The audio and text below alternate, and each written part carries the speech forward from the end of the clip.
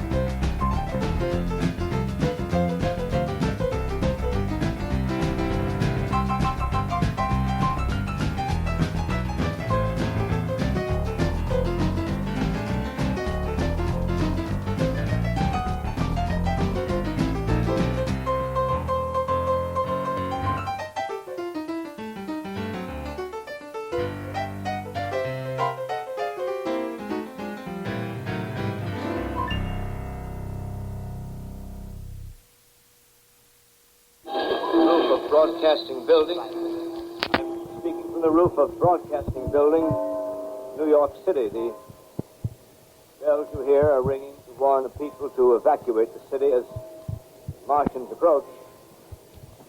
Estimated in the last 2 hours, 3 million people have moved out along the roads to the north.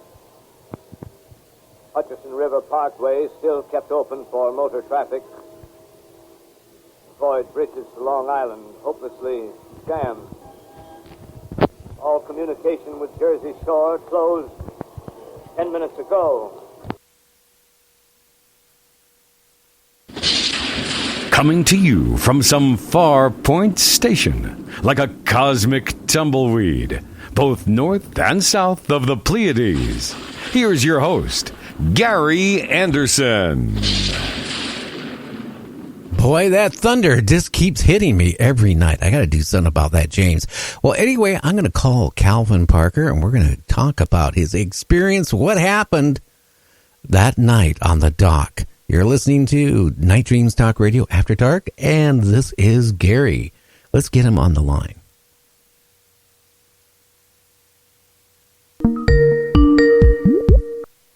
Hey, buddy. Well, it's been a while since we talked. How you doing, Calvin, my friend? Doing great. I was just sitting here eating some sherbet ice cream. Oh, that is... I like orange vanilla sherbet.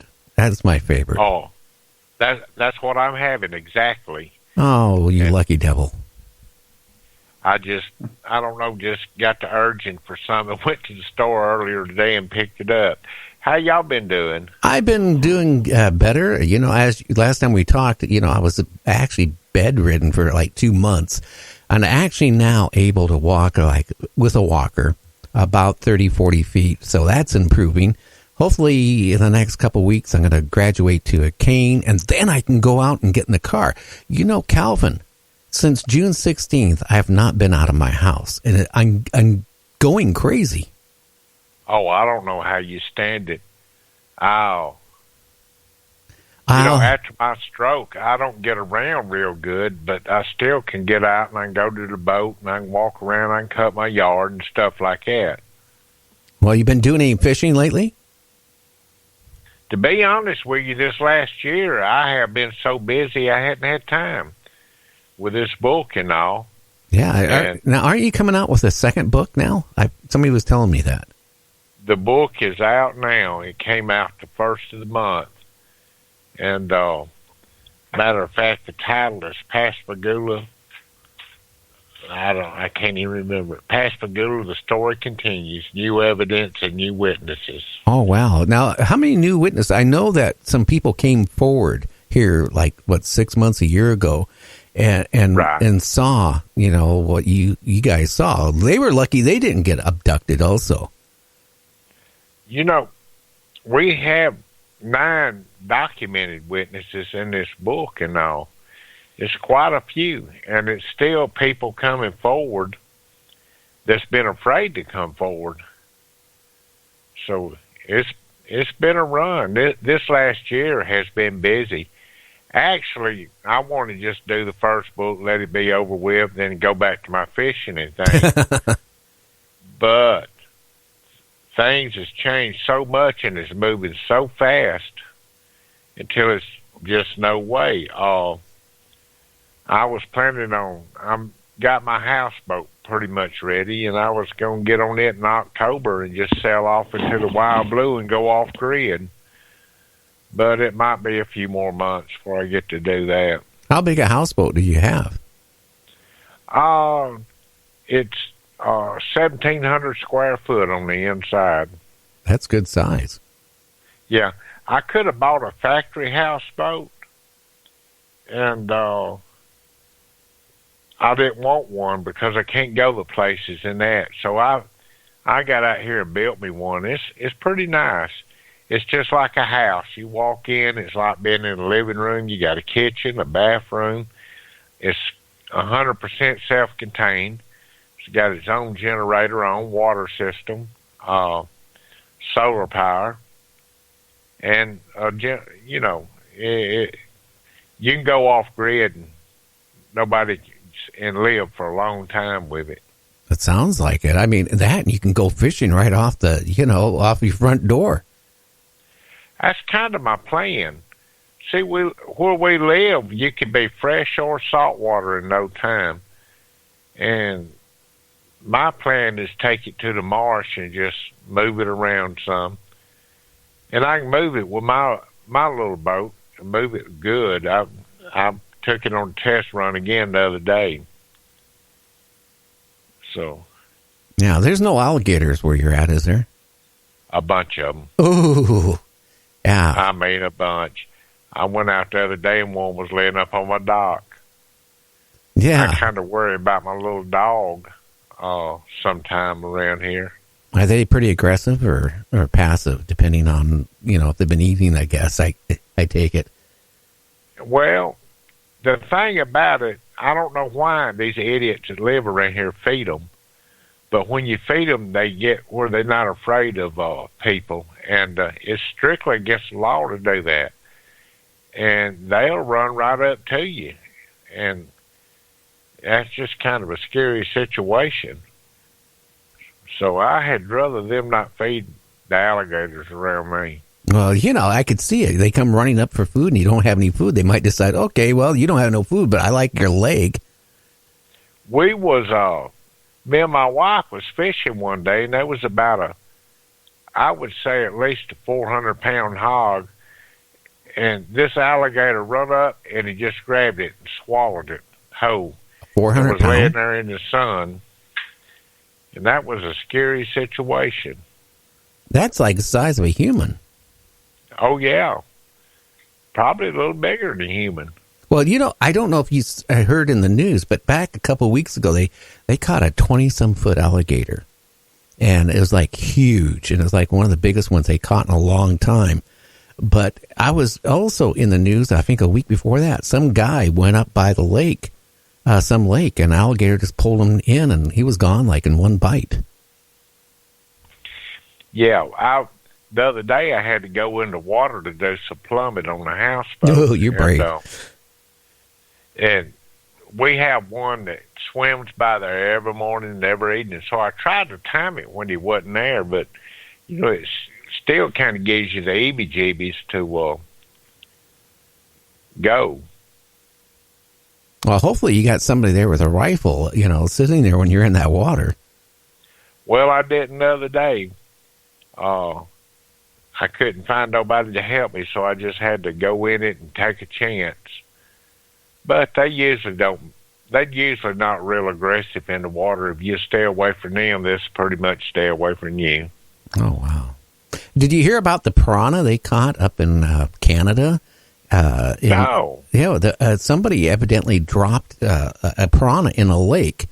And they said normally, piranhas die. But for some reason, this one didn't die. The guy caught it. But it was big enough where if it was like 10 inches in length.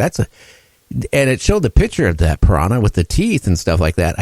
Could you imagine, a piranhas, all of a sudden if somebody had a couple of them and they drop them in the lake because they got tired of, they're illegal to have anyway, but, got tired of feeding it or wanting it as a pet, so they drop it in the lake because, hey, that's a good place for them. What it could actually do. Yeah, and I sure don't want to see them get started around here. They would really mess up the fishing.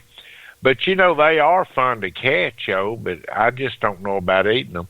When I was in Suriname, we used to go fishing, and I've caught quite a few piranhas. I don't like anything that bites at you, No, I don't even like mosquitoes or bugs. So, tell everybody the name of your first book, Calvin. Pascagoula, The Closest Encounter, My Story, Calvin Parker. Okay. And that came out in July last year.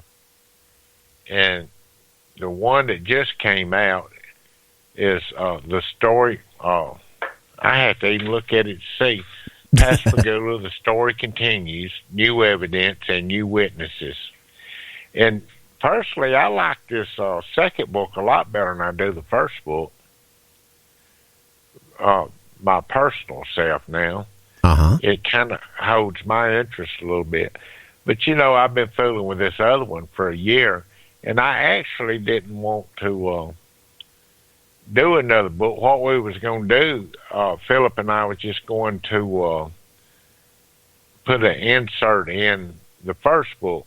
But then that wouldn't have been fair. But the second book ended up being 400 pages. It's been so much going on, so much happening. So we just have to, had to put another book out. Well, I'll tell you, I've interviewed a lot of people that have been abducted. And I have had people say, you know what, my abduction, they were friendly to me. They gave me orbs. They're here to save mankind.